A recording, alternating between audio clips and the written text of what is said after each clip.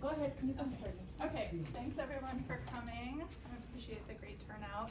My name is Stephanie Grader. I'm one of the faculty members in the Department of Latin American Studies, and it's my pleasure to introduce Professor Rolando Diaz Caravantes, who is coming to us from El Colegio de Sonora at the Center for Studies in Health and Society.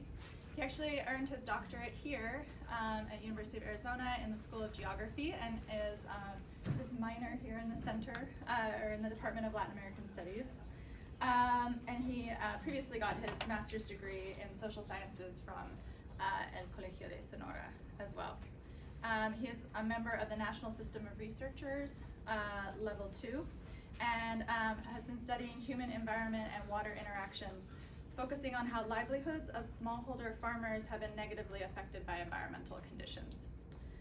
Specifically, he studies socio-water vulnerability and risk in communities along the Sonora River, produced by the 2014 mining disaster, which we're going to learn about today. He's also examined the social determinants of health risk related to high temperatures in Sonora, and he has recently proposed the participatory project Community Activation from its resources focused on the development of capacities of people who accompany communities. So if you'll please join me in welcoming him. Thank you so much for... Bueno, pues es un gusto estar aquí con ustedes, ver unas caras conocidas, por supuesto, quien fue mi directora de tesis de doctorado, Margaret, un gusto, Marcela Vázquez, muchas gracias por la traducción también, le pasé el trabajo duro a Marcela, perdona, Jeff, Collins, es un gusto estar aquí. ¿Dónde está Jeff? Acá está, no te diga. Muy bien, bueno, en realidad este tema es más sobre el agua, sobre salud, que a aclarar o ver todas las cuestiones como de la mina o de la minería. En realidad, yo estaba estudiando ya en el río Sonora diferentes temas, los estudios de doctorado y demás, sobre cómo fueron afectados ejidos o agricultural farmers que fueron afectados por la transferencia de agua hacia la ciudad, cuando en el 2014 ocurre este desastre minero, y entonces comienzo a enfocarme más en estos temas. Y este es el libro que les vengo a presentar, en el cual soy uno de los coordinadores. Y como bien lo dice el título, pues aquí son los alcances de los estudios sociales. No es propiamente un libro donde se mencionen todas las aristas, cuestiones de calidad del agua y demás. Por supuesto sí las retomamos, pero lo que aquí se enfoca es como desde los estudios sociales qué se sabe acerca del tema, ¿no? Para mí ha sido como muy motivante escribir este libro, bueno, no tanto cuando lo estaba escribiendo, pero ya que salió el libro, porque resulta que para mí es como un testimonio de los hechos ocurridos, porque ya tenía varios artículos escritos al respecto, pero los artículos que quedan en los journals pues quedan como dispersos y demás, y a veces es difícil como juntarlos, pero en este libro se da una buena perspectiva de diferentes temáticas acerca de este problema. Y estos son los capítulos que componen este libro, el contexto sociogeográfico, pues mi doctorado en geografía no podía dejarlo afuera, la injusticia ambiental, ahorita le vamos a presentar unos datos sobre cómo se ha hecho o se ha intentado desde lo jurídico hacer unas cuestiones ambientales, también determinante de la salud pública, es otro tema, la confianza o no en las instituciones a propósito de este desastre ocurrido, ¿no? Las instituciones gubernamentales en particular. Luego también estudiamos como la historia del agua en estas comunidades, cómo ha ido cambiando en las últimas décadas. También es el tema de los sistemas socioecológicos en una de las comunidades. También una propuesta de indicadores de seguridad hídrica, water security, y al final aquí hacemos un recapitulado de cerca de 40 artículos, tesis y demás que se han publicado hasta el 2024, que se publicaron sobre los alcances y limitaciones en 10 años de lo que ocurrió en el río Sonora. Ahora les voy a presentar primero como unos antecedentes generales y el área de estudio de qué estamos hablando cuando hablamos del río Sonora, nomás para contextualizarlos un poco. Por supuesto, lo ocurrido en Sonora, en el río Sonora, no es lo único que ha ocurrido en cuanto a desastres, ya sea por presa de Jales o por lixiviados, como es en este caso, ¿no? Planta de lixiviados. Sabemos que está... Espérate un segundo, ¿planta de qué? Lixiviados. ¿Qué es eso? Bueno, no, ahorita no te preocupes. Como, podemos decirle como presa de Jales, básicamente. Ah, ok. Gracias. Bueno, en España ocurrió en esta presa de Jales un problema en 1998, seguramente algunos escucharon de ese tema. También en Perú una ruptura de presa de Jales de la compañía minera Caudalosa, en el cual se derramaron 25,000 metros cúbicos en 7 ríos. Pues aquí mismo en Estados Unidos, que la doctora Paloma Beamer y equipo han estudiado sobre este derrame de 3 millones de galones en el río San Juan, ¿no? La tierra de los navajos. En Brasil ocurrieron 2 de la misma compañía. Uno fue en el 2015 de esta empresa Samarco y el otro fue en el 2019 cuando ocurre que la contención de la presa de Jales tiene una ruptura y se derraman los relaves ahí, matando a 270 personas de forma directa. Bueno, los conflictos mineros, por lo menos en Latinoamérica, se dice que es el espacio de múltiples de origen minero. Aquí, por ejemplo, en esta fecha, un observatorio estaba registrando 284 conflictos en Latinoamérica, de los cuales 58 ocurrieron o estaban ocurriendo en México.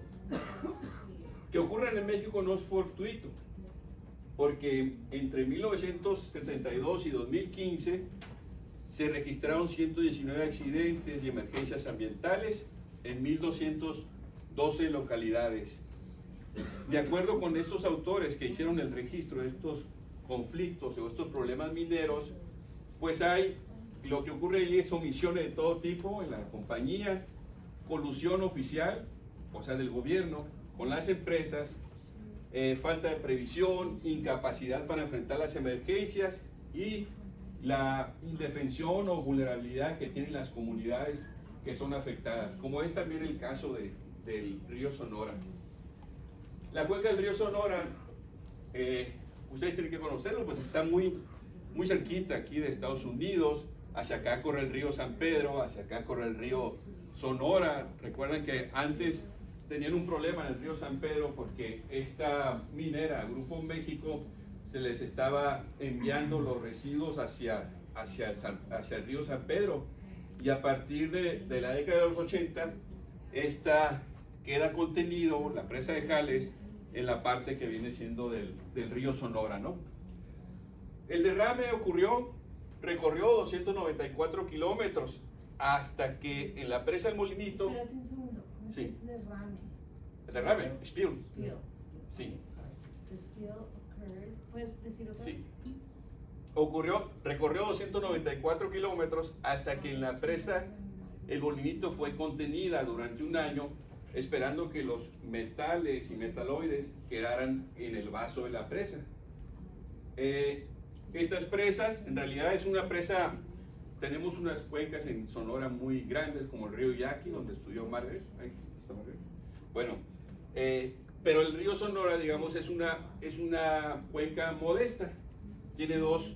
Actualmente tiene 2 presas, una de 220 millones de metros cúbicos o 200 hectómetros cúbicos y otra más de 130 millones de metros cúbicos, que es la del Molinito.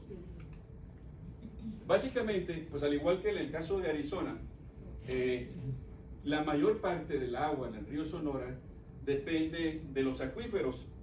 En el 2014, cuando ocurrió el derrame, el 80% era de agua subterránea.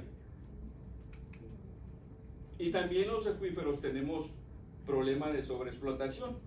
Podemos ver que en la mayoría de los acuíferos hay una gran sobreexplotación Estos son en la costa de Hermosillo, Río Sanjón, aquí estaría la ciudad de Hermosillo, Mesa del Cera y La Victoria.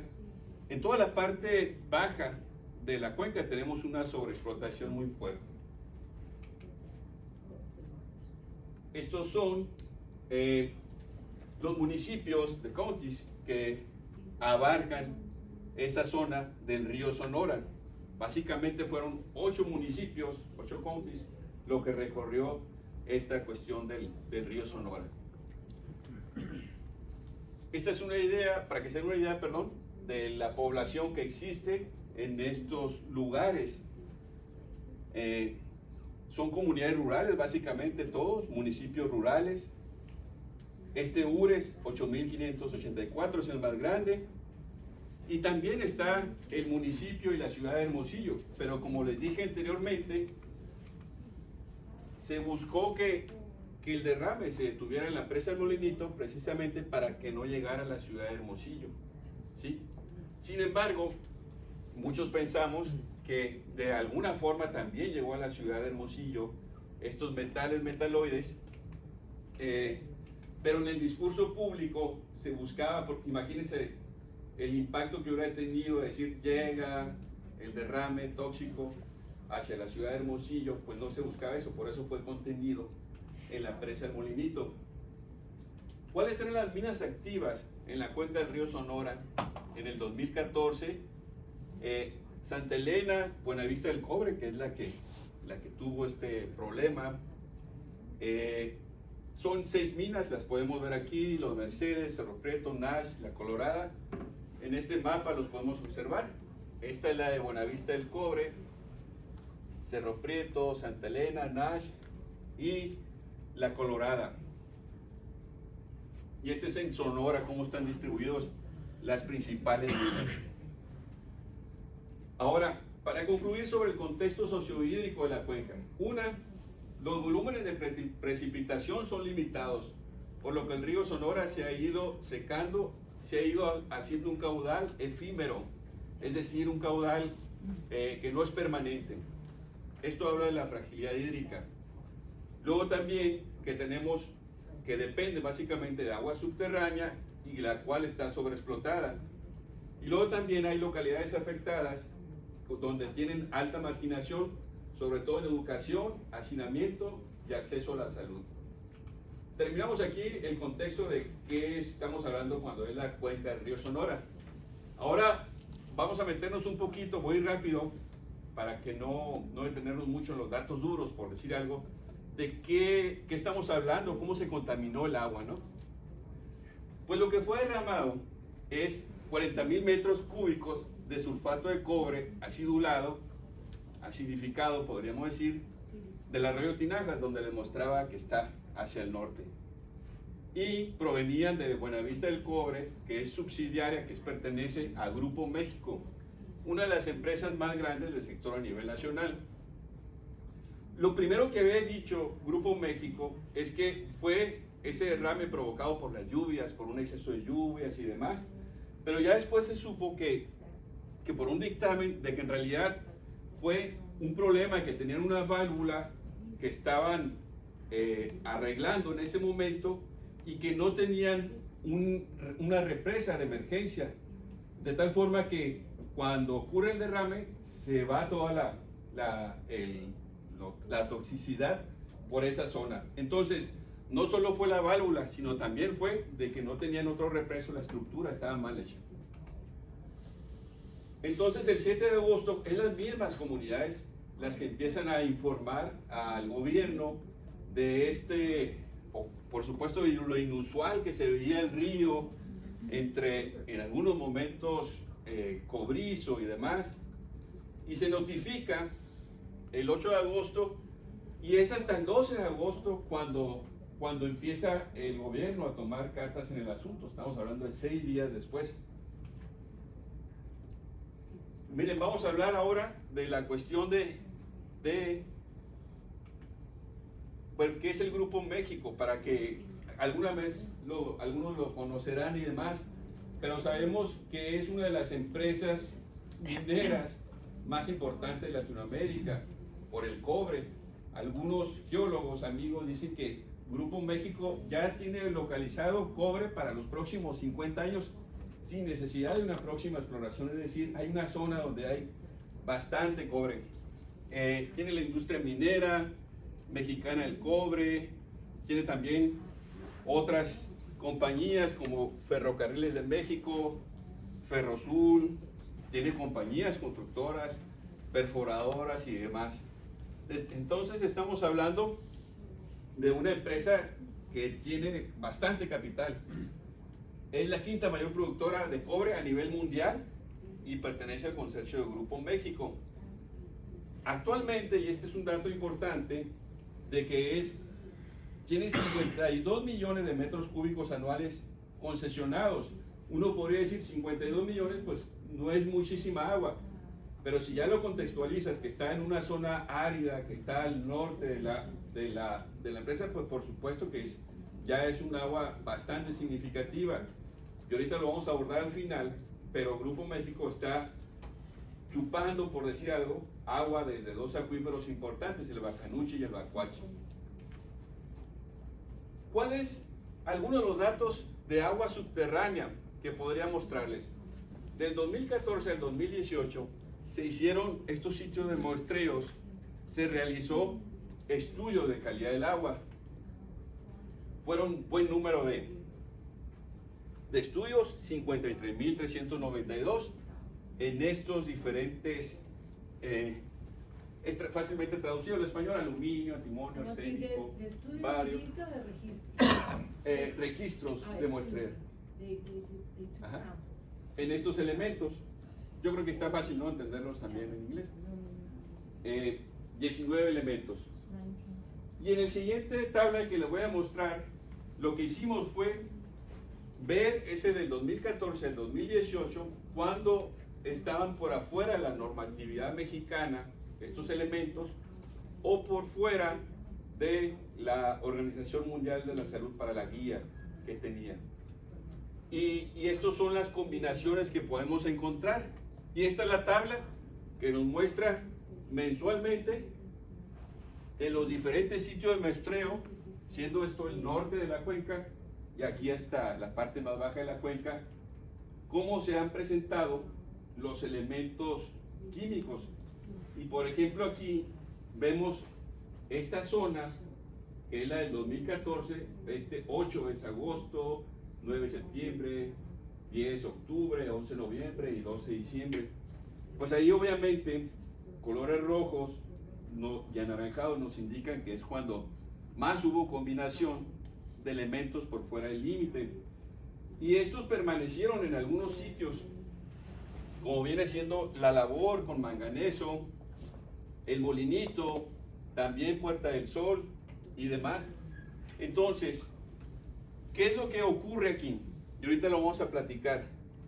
Lo que ocurre es que los elementos químicos quedaron en los sedimentos, de tal manera que cuando corre el río arrastra esos elementos, metales y metaloides, y al final vienen a dar hacia el agua subterránea, de formas que no podemos controlar. Sabemos bien que con los estudios hidrológicos que es muy complicado decir hacia dónde van a florecer. Pero en pocas palabras, esta tabla nos muestra la ocurrencia de elementos fuera de la normatividad, de estos elementos, durante todo el año, y encontramos bastantes patrones. Ahora en la superficial, estos fueron los elementos que se tienen, también una combinación de ellos, y esta es la tabla que quiero mostrarles, de cómo se presentan los elementos en agua superficial, el otro fue agua subterránea, que están fuera de los límites de calidad. ¿Y qué es lo que encontramos aquí? Que nos resulta interesante. Es como, obviamente, encontramos en agosto y septiembre del 2014 todo lo rojo, es decir, cuando se dispararon muchos elementos, la combinación de ellos. Y fíjense, 7, 8, 9, que es julio a septiembre, vemos elementos naranjas aquí. ¿Qué es lo que ocurre? Pues es cuando las lluvias, el monzón norteamericano, que es el mismo monzón que cae aquí en Arizona, ¿no? Julio, agosto, septiembre, Vemos este mismo patrón en agosto, septiembre. Se fijan, aquí está la línea donde más se disparan. Aquí también, de julio, aquí también, y acá, hasta acá terminó. Y vemos también cómo es en el monzón norteamericano. ¿Qué es lo que está ocurriendo? Lo que está ocurriendo es que, como bien saben, en el agua quedaron primero estos metales y metaloides, pero a los meses empezó a bajar los sedimentos. Corre el río y empieza a subirse todos estos elementos y en combinaciones. ¿Sí está claro esa tabla? Sí. Los sedimentos, un estudio que realizó la Secretaría de Medio Ambiente y Recursos Naturales, nos habla de qué elementos están por fuera del límite del valor de fondo que se tiene en la cuenca, y estos números rojos son cuando tenemos proporciones también fuera del valor de fondo de la cuenca, que vendría siendo arsénico, cadmio, cobre, manganeso. Todos estos números son las que son como los outliers por fuera de lo que sería un comportamiento normal de la cuenca. ¿Sí está claro? Sedimentos, ¿no? En la tierra ya quedan asentados. Bueno, y este sería básicamente alguna de las conclusiones con respecto al agua contaminada. Algo que es interesante, por lo menos para mí, es que de enero a junio del 2015 no tenemos datos. O sea, apenas tenía 5 meses de ocurrido el desastre y tenemos una ausencia de datos de 6 meses en el 2015. Entonces, ¿qué ocurría con esos datos? No sabemos, es simplemente no especificado. Los grises también es cuando no hubo muestreo. Entonces tenemos una base de datos inconsistente, pero aún con esa base de datos se demuestra la ocurrencia de este desastre. Es decir, el Grupo México intenta decir, no, pues es la mineralización natural de la cuenca. Ese es como su discurso. Pero aquí obviamente se pueden ver cómo se disparan los datos, ¿no? Este artículo ya fue publicado y demás. ¿Cómo el gobierno intentó remediar esta cuestión del agua? Por medio de plantas potabilizadoras, que primero se prometieron. Sí. Waterman. Potabilizadoras. Plants where you can produce drinkable water. Ya, exacto. 37 plantas potabilizadoras, es decir, dijo, en todas las localidades a lo largo del río, y luego bajó a 28 plantas, no, siempre van a ser, y al final fueron 6 plantas potabilizadoras y 4 móviles. Las 4 móviles no funcionaron. En un estudio que realizamos y que viene aquí, en este libro, se vieron cuáles son esos sitios, cómo estaban funcionando las plantas y cuál era el diseño de las plantas potabilizadoras. Estas son 6 de ellas, las 6 que son fijas, las 4 móviles las tomamos en cuenta porque simplemente las guardaron ahí en el municipio y no están en funcionamiento. Esto se realizó en el 2019 ya en población. No voy a meterme mucho en estos datos, pero vemos aquí que hay comunidades donde tienen más problemas, como Puerta del Sol, La Labor y demás, y no vienen plantas potabilizadoras, no tienen plantas potabilizadoras, así de sencillo. Si a mí me preguntan, oiga, ¿y cuál debería tener las plantas potabilizadoras? Pues yo diría, todas. ¿Por qué todas? Porque el comportamiento del agua superficial y la subterránea, no sabemos nosotros en qué momento pueda surgir un elemento que esté fuera del límite. ¿Sí? Un segundito. Sí.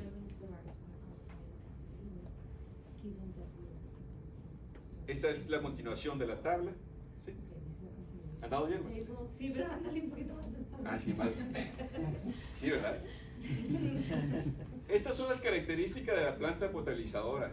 No nos vamos a meter a eso, pero básicamente lo que quiero decirles es que aunque eran plantas que en su diseño original sí podían remover metales y metaloides, por alguna razón que no entendemos, quizás por la cuestión económica, las modificaron y las dejaron solamente para atender parámetros biológicos sin atender los problemas de metales y metaloides. Oye, Eso es lo que... un segundo.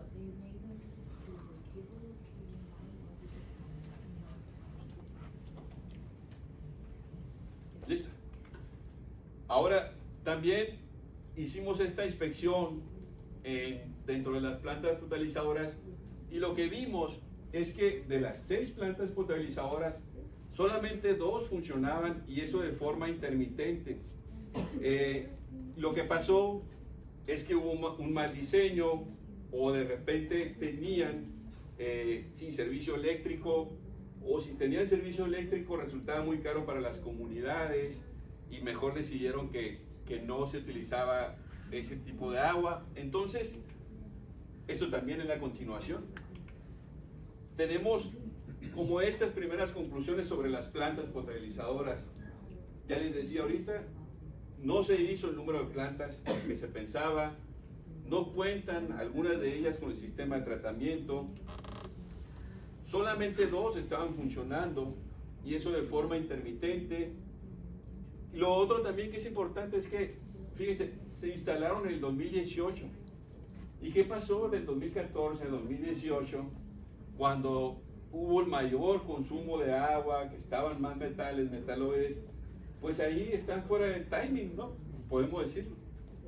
Por otro lado, dicen, la calidad del agua, esa falta que tenemos ahí, no remedia el daño ambiental, es decir, pues 6, al final 2 localidades solamente tenían potabilización del agua.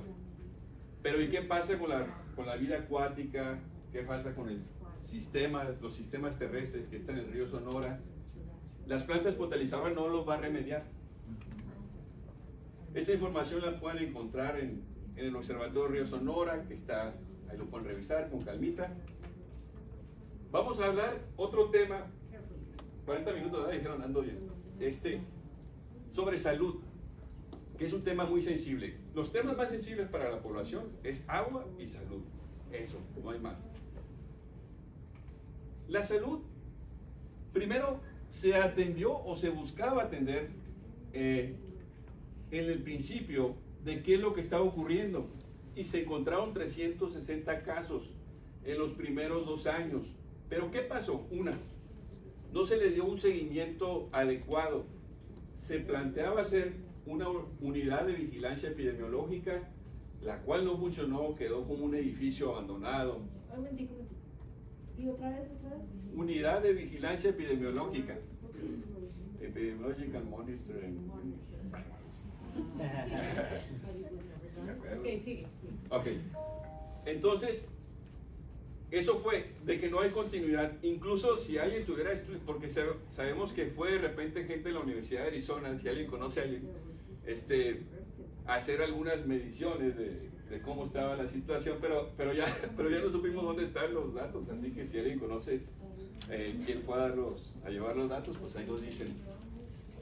Pero entonces, no hubo una vigilancia epidemiológica, ni tampoco hay un monitoreo de la morbilidad, de las enfermedades y las muertes provocadas por esta situación. Este es los resultados. En el 2021 se hizo este estudio, este diagnóstico de toxicológico en orina y también en sangre.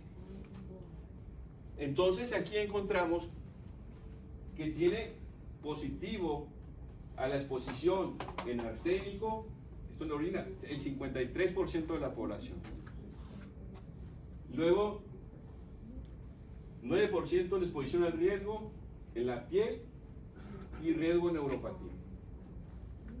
Plomo en orina, 99% de la población. Un segundo, plomo, ¿cómo se dice plomo? ¿Plomo? ¿Plumber? Lead in the urine. Ajá. ¿Plumber o qué? Lead. Sí, lead. Lead, ah, ¿Plomo en qué era? ¿En la orina? o- Orina, o en- 99%. 90. Y encontramos en cadmio el 89% de la población, de 1.540 personas que fueron revisados. Esto en el 2021, ¿sí? Esto es orina. Luego sangre. 74% de plomo. ¿Sí? En este encontramos 27% de manganeso. No está en rojo siquiera, pero 27% es una tercera parte de la población. No es así como que... Entonces está bien. Y cadmio, 39% de la población. Eso en sangre. ¿Qué es lo que pasó? ¿Qué monitoreo se implementó? ¿Qué atención a la salud surgió de este diagnóstico? Ninguno. No hubo ni monitoreo, ni vigilancia epidemiológica, ni siquiera saben las enfermedades y muertes que han sido provocados por esto. Es una desatención inaudita. Para mí, yo no la entiendo. Si a mí me preguntan, y que estoy aquí en Hermosillo, y que he estudiado esta cuestión, el río Sonora, también tengo que decirlo, es como el lugar de la cultura, donde nace la cultura de Sonora, y todo este asunto ha sido 3 de esos lugares, San Miguel Casitas, Ures, Arizpe, fueron capital de Sonora, y de Arizona también en su momento. Y para mí es como un desprecio de la población, decir, oye, ¿por qué no los atienden, no? ¿Por qué no los atienden? Y por supuesto la gente vive con el temor de que las enfermedades cancerígenas, aparte de lo real que pueden ser las enfermedades cancerígenas, pues también el estrés que provocan las personas.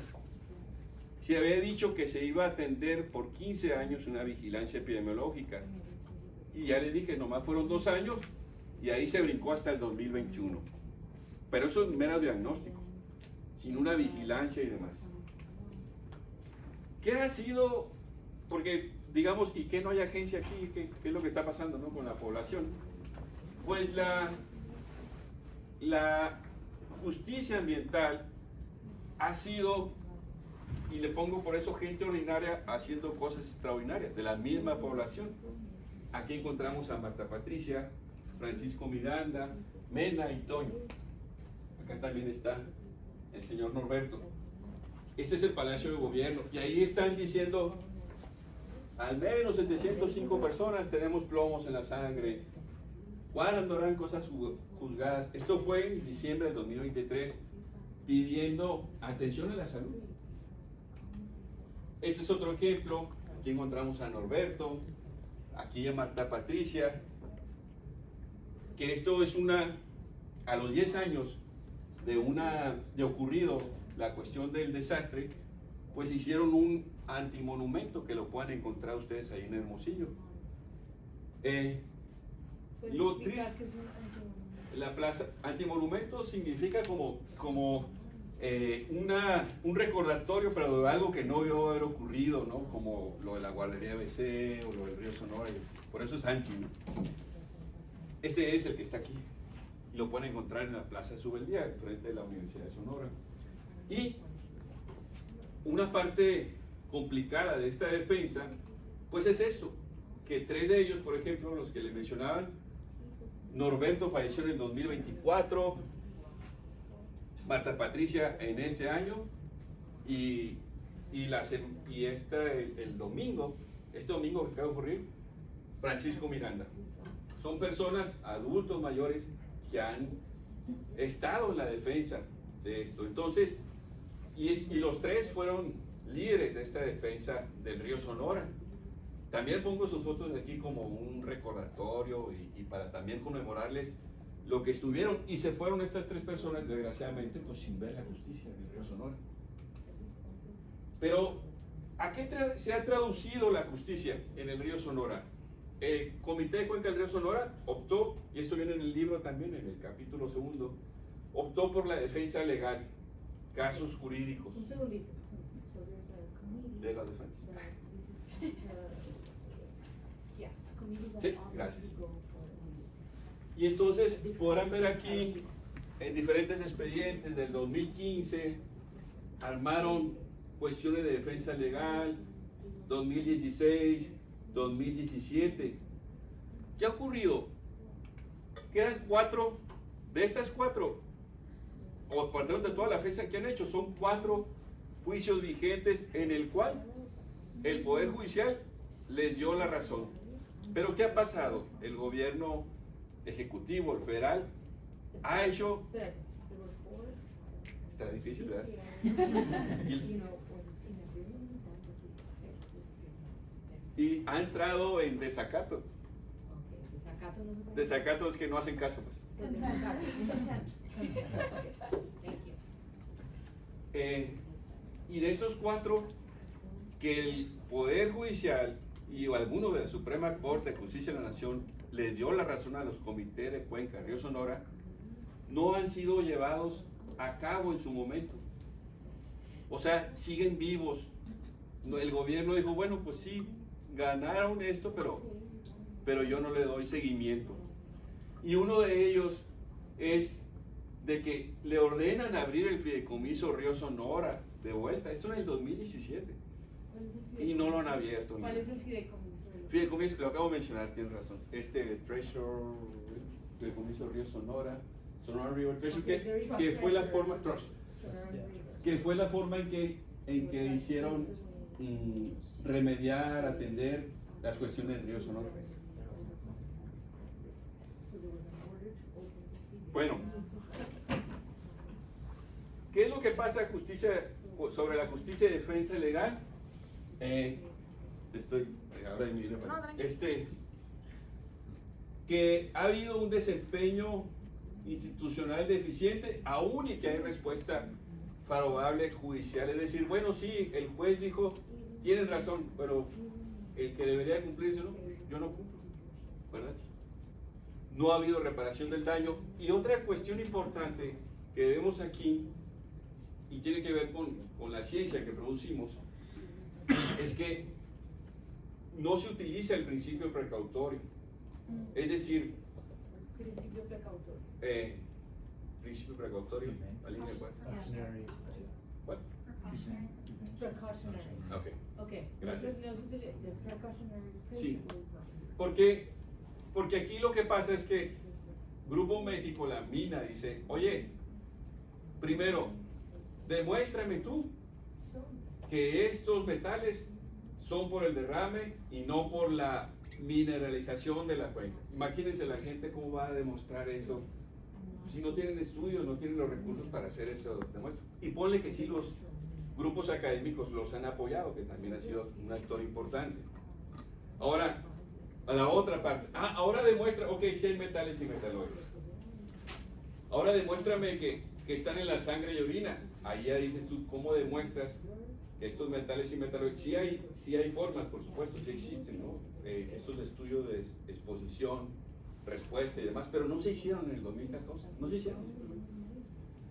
Y ahora dicen, y ahora una tercera, demuéstrame que estas enfermedades y muertes que están ocurriendo de cáncer sean por la cuestión de la sangre y orina. Entonces, no necesita ser uno experto, pero el sistema judicial no lo contempla, no están aplicando el principio precautorio de decir, oye, hay una contaminación que ya que ha demostrado toxicidad en diversas partes y las afectaciones en la salud, en el medio ambiente, no necesitas que te demuestre nada para poder aplicar eso.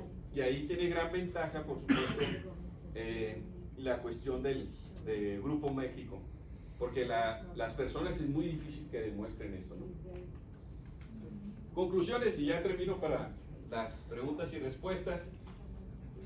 Yo le llamo a esto como un segundo desastre, que es el desastre institucional. El desastre en sí mismo es esta cuestión de lo que ocurrió en sí mismo, los 40 millones de metros cúbicos de ácido lanzados, las afectaciones a la salud, por supuesto, y al agua. Pero el otro desastre es el institucional. ¿Por qué? Porque se identifica una incapacidad gubernamental grave que no pudo o no quiso hacer frente a lo que fue llamado el peor desastre industrial minero del país. Una inequitativa y conflictiva indemnización, casi nula atención a la salud, menosprecio hacia la información, de darles información a las comunidades, evidencia la magnitud de este desastre. Entonces, lo que pudo haber sido un solo desastre se convierte en un doble desastre por esta incapacidad que tuvo el gobierno, que tiene todavía, para atenderlo. Y con esto termino. Muchas gracias por su atención.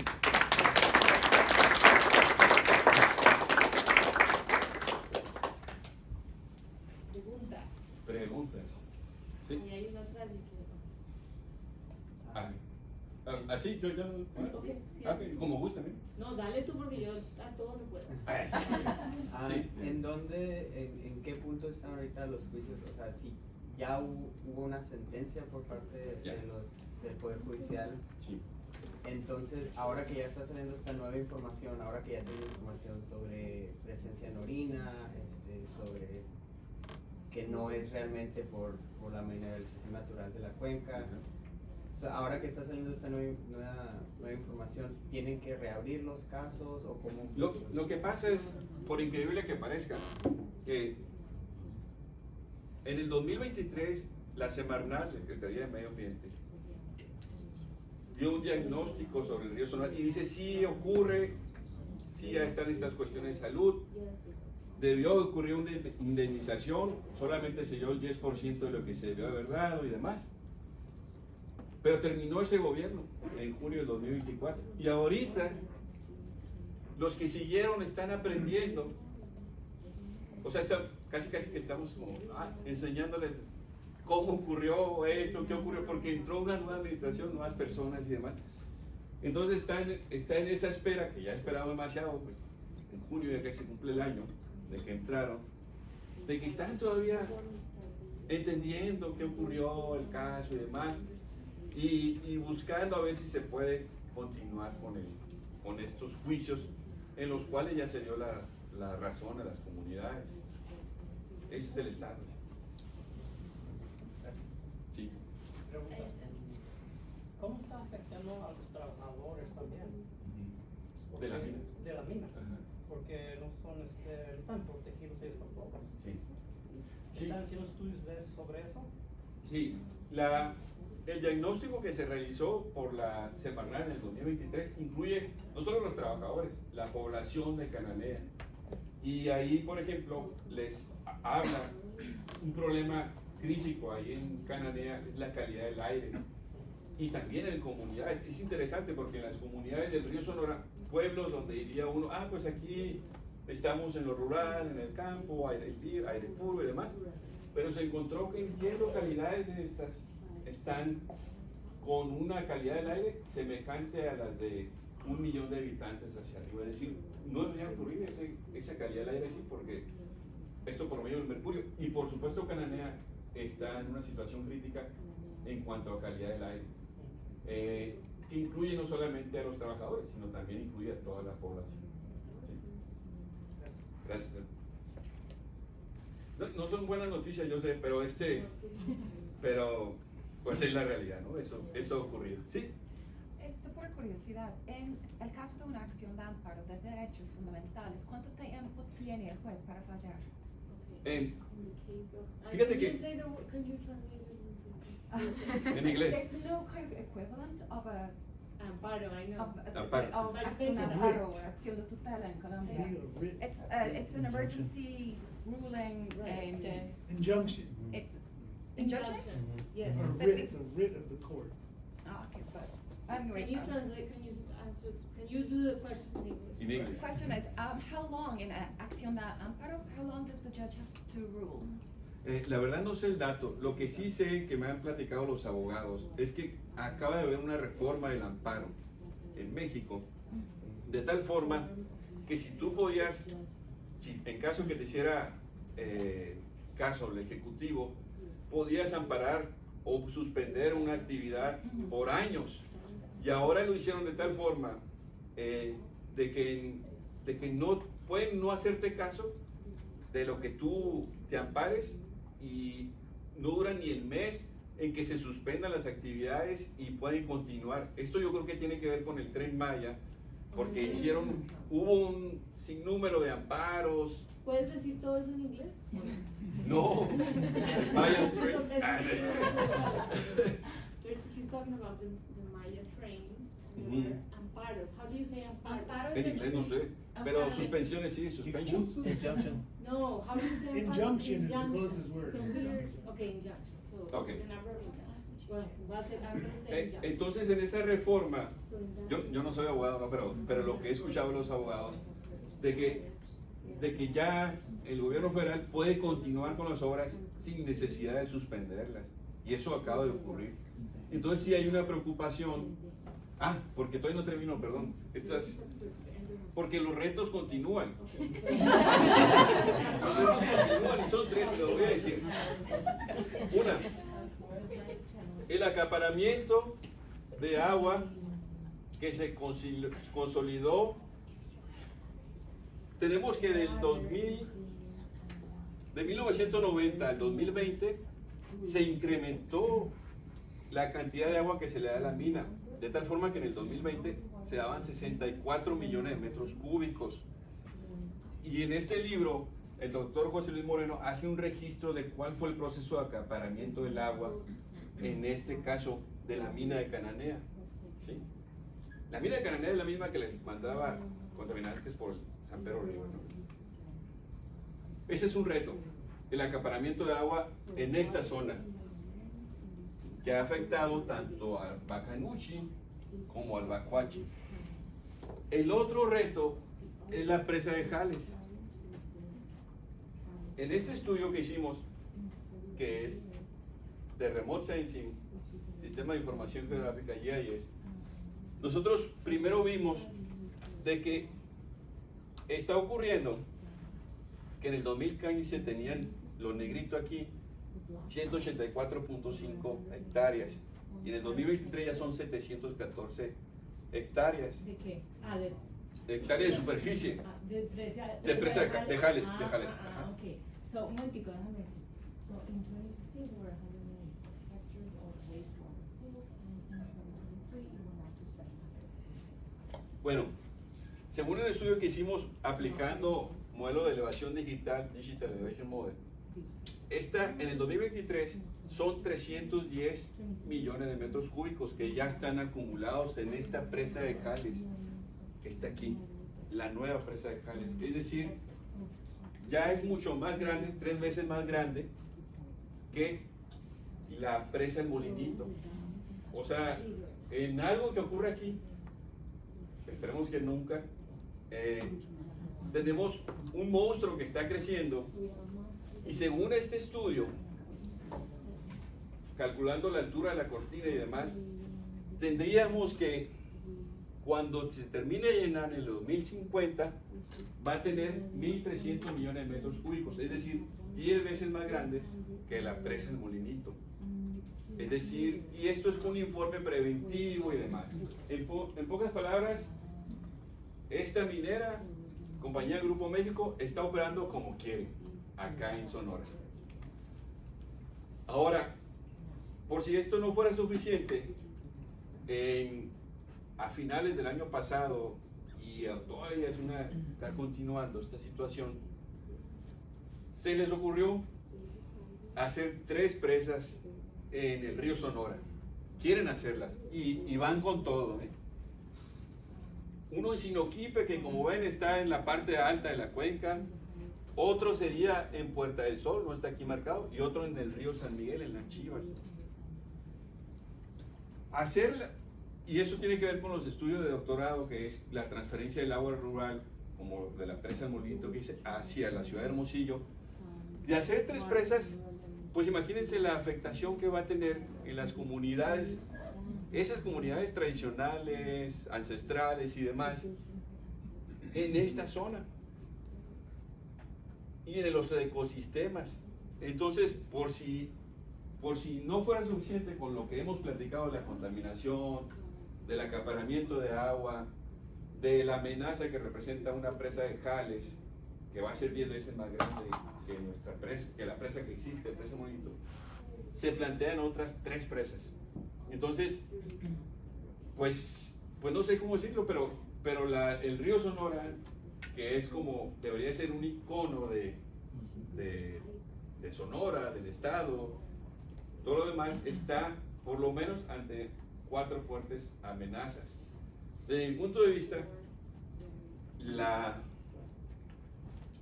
cuestión como sociedad más importante, lo sabemos, está el medio ambiente, la base, es la base de todo lo demás. Entonces, no, es inexplicable para mí cómo esta cuestión hidrológica ambiental está siendo tan amenazada, ¿no? En el río Sonora. Pues con eso termino, ahora sí. Sí. ¿Quién promueve los proyectos de presas ahorita? ¿Es el Conagua? Conagua, Comisión Estatal del Agua y Agua de Hermosillo. Supuestamente es para llevarle agua a Hermosillo, pues claro. Dice, pues sí, estoy de acuerdo, ¿no? ¿A quién le falta llorar? Sí. Ah, perdón. Sí. Mencionaste al inicio que obviamente el agua superficial y el agua subterránea están conectadas. Sí. Acá en Estados Unidos legalmente están separadas muchas veces. Sí, sí. Allá, ¿cómo se manejan? Mira. Como la primera parte y la segunda es pues cómo gestionan las tomas del Nuevo México. Es muy triste decir que primero nuestras estaciones hidrometeorológicas están desactualizadas, muchas de ellas. Entonces, no tenemos datos exactos de las precipitaciones, ya no te veas esto. Y tenemos una sola estación hidrometeorológica que está aquí en el Molinito, el Orégano, que hace 2 años que ya está desactualizada. Entonces eso te habla de que no siquiera, aunque digan, ¿qué es lo que pasó aquí? La cuenca solucionaron con agua de que lo que es la cuenca superficial la amarraron con el acuífero, como si fuera lo mismo, pero sabemos precisamente de que no se comporta. Entonces, si no hay estudios hidrometeorológicos, no hay estudios también del aforo de agua, imagínate cómo estarán las cuestiones hidrológicas que debieron de haber estudiado. Entonces, se hicieron unos estudios hace 30 años y para la disponibilidad de los acuíferos lo único que actualizan es la demanda de agua. Pero la recarga, esa está como si ocurriera lo mismo desde hace años.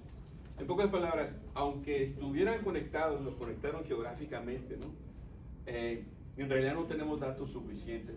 Por eso, una cuestión importante para nosotros en las presas es que ya se están explorando algunos estudios donde vemos que por el cambio climático el río Sonora tiene menos precipitaciones, está bajando el número de precipitaciones. Entonces, la duda es, ¿y de dónde van a sacar? ¿Para qué queremos 3 presas secas? Ya tenemos 2 presas secas. ¿Para qué queremos otras 3 presas secas que no vamos a tener el agua suficiente? Entonces,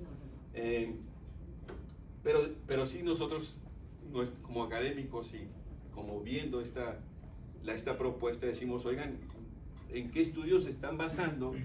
¿En qué datos se están basando para decir que pueden proponer estas presas, ¿no? ¿Sí? ¿Tendrás una opinión pues, fuera de los estudios porque han hecho han construido esas presas? Pues mi opinión es que hidrológicamente no tiene ningún sentido.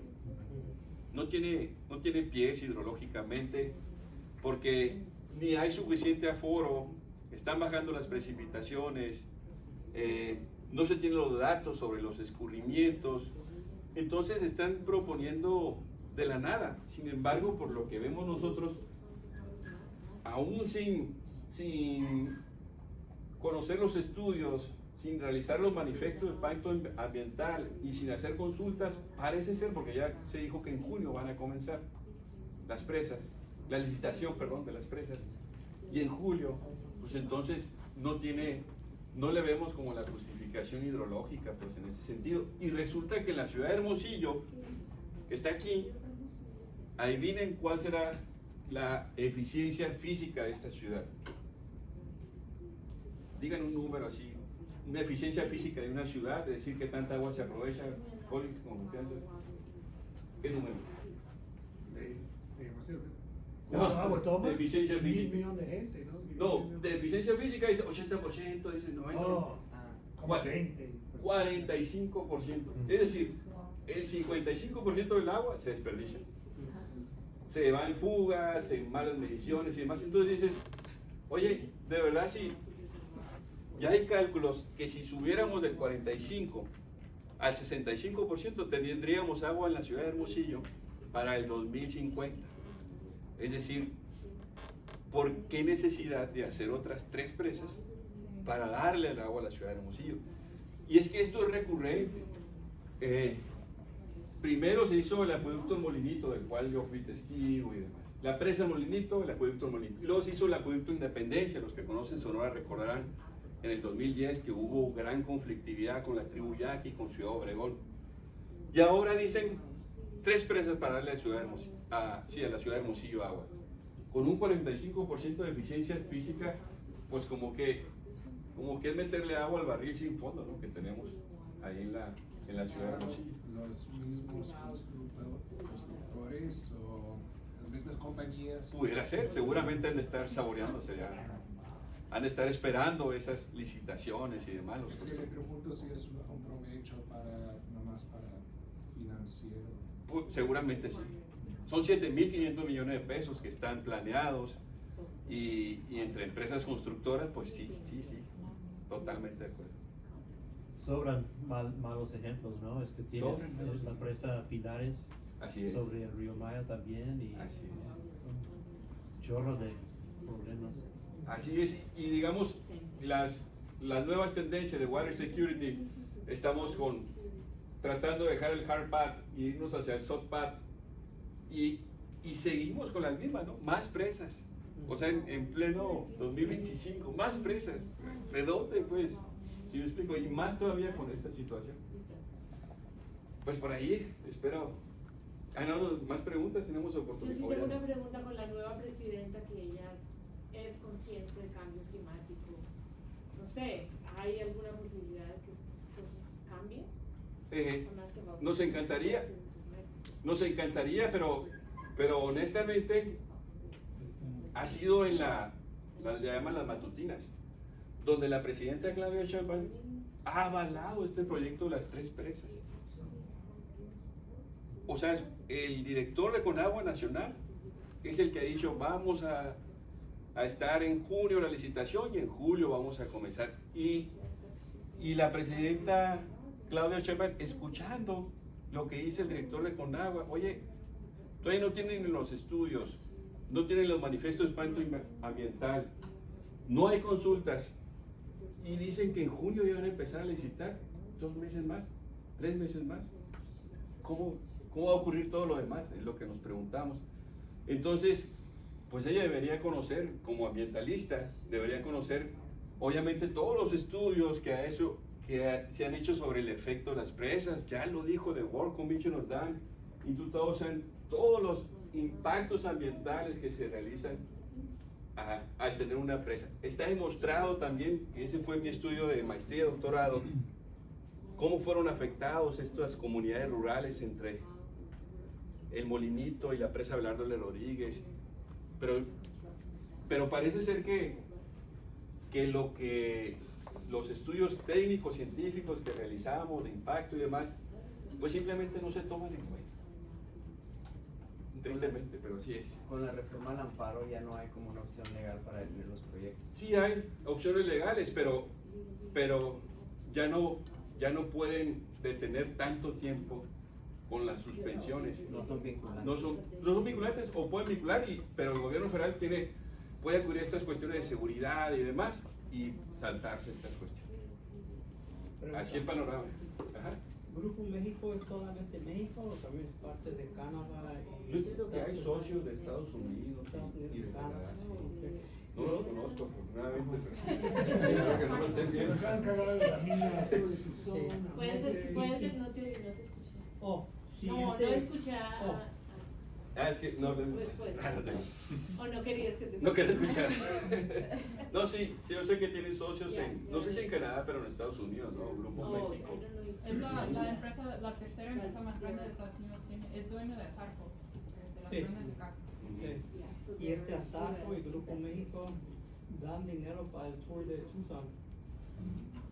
No, pero es que el Grupo México también en México había unos estudiantes de ecología que fueron ahí a una feria de estudiantil y demás, y venían los de Grupo México y nos regalaron mochilas. Sí. Súper encantados, ¿no? Con Grupo México. Sí. siempre están aquí para la carrera de bicicleta y dan lámparas de bicicleta que ni sirven para nada. En la Universidad de Sonora le financian, tristemente también hay académicos que trabajan en la Universidad de Sonora y también trabajan como consultores de Grupo México, porque yo digo, ¿y qué está haciendo un geógrafo? Bueno, los geógrafos andamos, podemos, que queremos, pero ¿qué está haciendo un geógrafo así, sacando todas estas bases de datos, de artículos? Oye, ¿dónde están los químicos? Todos ellos que deberían de tener todos estos datos al dedillo, ¿y por qué esperamos a que salgan de esta forma? Entonces, pero hay que sacarlos. Entonces, pues resulta que eso, que Grupo México contrata a estos profesores que son expertos en el tema, pero les obliga a tener una de confidencialidad, de que los resultados, muestreos que tengan no los puedan publicar. Oye, pues si eres profesor de una universidad pública, ¿por qué no los puedes sacar, no? ¿Y usted cuando habla de gobierno, qué es el Estado de Sonora o Los dos, DF? los dos, ciudad, sí, gobierno federal y gobierno del estado, en cuanto a la desatención, a la contaminación, en cuanto a no ponerle un alto en el acaparamiento del agua, a Grupo México en lo alto, o a esta cuestión de las presas, parece que están en contra del mismo pueblo, de la misma población con todas estas políticas, de verdad, gobierno federal y gobierno estatal. Igual como Estados Unidos con las minas en las naciones Native American. Imagino, sí. Entonces, pues ¿de dónde, no? ¿De dónde puede venir la cosa? Pues de verdad, bueno, son malas noticias, pues, pero pues me invitaron y eso es lo que estoy estudiando. Quisiera darles más buena noticia de decir, la esperanza, pero está complicado. Muchas gracias. Thank you. And if you have questions